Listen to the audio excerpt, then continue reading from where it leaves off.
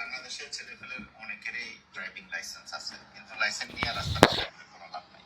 আপনি জানেন না, আপনার এই লাইসেন্সের কারণে আপনি অস্ট্রেলিয়াতে 3 থেকে 4 লাখ টাকা আপনি স্যালারি পাবেন।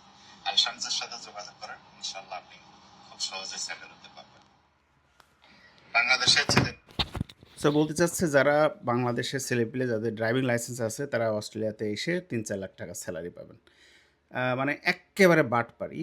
অস্ট্রেলিয়ার যতগুলো ভিসা ক্যাটাগরি আছে বাংলাদেশিদের জন্য কোনো এই ধরনের ভিসা নাই, যে ভিসার মাধ্যমে আপনি ড্রাইভিং লাইসেন্স থাকলেই আপনি অস্ট্রেলিয়ায় চলে আসবেন, এসে অস্ট্রেলিয়াতে আপনি জব পাবেন বা জব করবেন। এই ধরনের কোনো ক্যাটাগরি নাই। তাহলে একটুখানি বলে রাখি আসলে অস্ট্রেলিয়াতে কী আছে।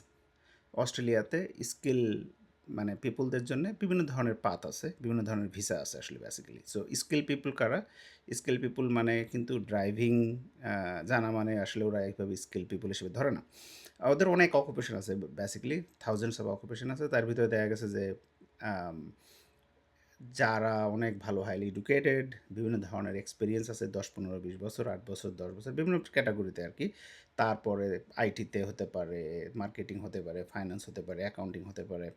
এবং এই ধরনের যাদের স্কিল আছে আর কি, তারা অস্ট্রেলিয়াতে আসতে গেলে দুইটা বেসিক্যালি পথ আছে। একটা